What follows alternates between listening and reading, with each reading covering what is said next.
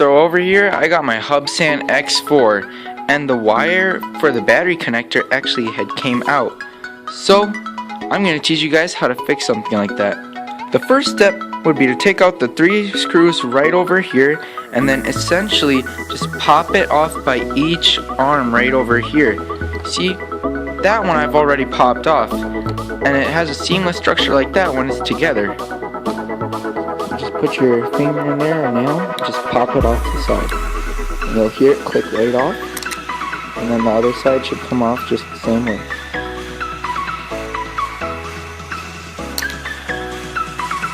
There we go. So on the circuit board, you can clearly see we have 2 screws right here. I need to take those out so that we could take off the circuit board and then be able to get onto the top to where we can solder the black wire on. Just like the red wire, which is on the top of the circuit board.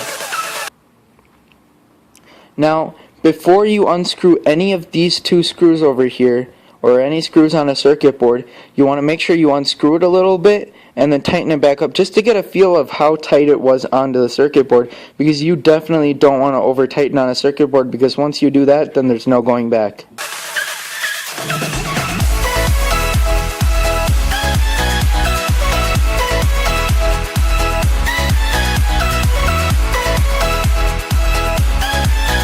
The next step is to just pull these wires out from the housings. See, there's a little slot right there where the wire is going to. So basically what you want to do is just get your finger and pull these wires out from the housing so that you could get the circuit board. Basically you just want to make sure you have it in the right spot and just pull it, keep on going until you get it all the way out, just like that, and I'll hang off the sides. If you're trying to get the motors out, what you could do is just pull off these rubber stoppers by peeling off the edge and then just pulling it off like that, and then you could take off the motors, the lights, or basically everything from the housing if you have broken the entire housing of the Hubsan. So now you basically just want to do the same thing with the rest of the wires and the entire quadcopter.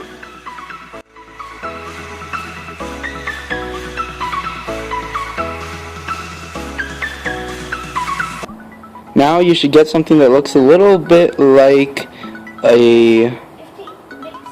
that, and you should be able to work with all the wires and basically everything on top of that motherboard or circuit board.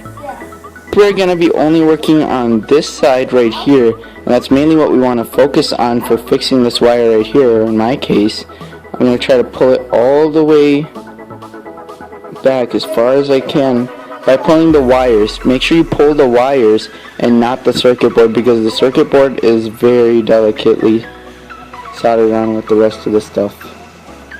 So we just want to push it back right there, find the little sweet spot. Should have a nice support with the wires. These are our metal wires, that's why they're holding it up so well, those ones right there. And now we can work with that joint right there, which is the one right next to the red one, and that's where we need to put the black one. Make sure you put those screws in a safe spot. You will need those later again. For this procedure, you will be needing rosin core solder, whatever you want to call it, but this is basically the best solder you can buy for electronic use. Screwdriver, dewiring that needs rewiring, soldering iron, a minimum of at least 40 watts. Make sure you do your research if you're gonna get a soldering iron that's less than 40 watts or higher than 40 watts. Alright, the solder I will be using is Alpha Fry's electrical repair solder. I got this off of Amazon, and this stuff looks amazing because it actually has the flux that you need to help spread the solder inside of the solder, which is there. You can see that yellow part right there, that is the flux in there. Scissors or wire cutters cut off a snippet of the end of the wire. The black part. The insulation of the wire. Nail in that slit right there and just pull the insulation off. And then twist the wiring together. Right there, soldering iron right there. Right there. Best way to check to see if your soldering iron is hot enough to start soldering is basically take your soldering wire and touch it to the tip of it and actually tin the wire and just look at that. Whoa, it's like fireworks. Now I've never used rosin core solder, but this I can already tell you folks, this is really doing the job, man. Do not inhale this stuff. Oh, when your soldering iron is getting too hot, so at that point, you just want to unplug the soldering iron and then replug it after it gets cool. Oh, I just dropped it in like it's hot. I did that. I just soldered that back together in less than 5 seconds. It looks like it's brand new. Besides that little bulging part on the bottom, I really don't mind because now I'm completely confident with this connection. To put the circuit board back into place, we're basically gonna put all of the wires back to where they originally were, and the way we're gonna do that is with a toothpick.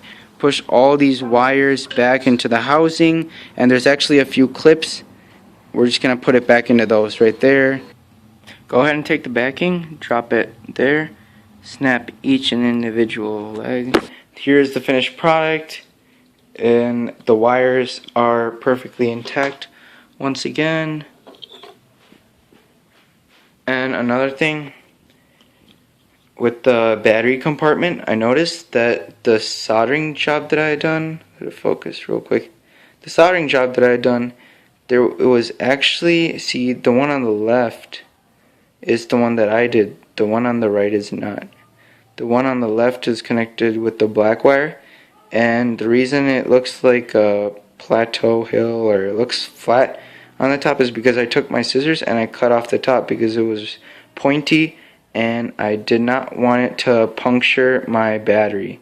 So now I looked down from it at this angle and I saw that the soldering point, the highest point of it, was lower than the rest of the bottom of the compartment or top of the compartment, and it looked like it was perfectly safe to use. So now this quadcopter is good to go.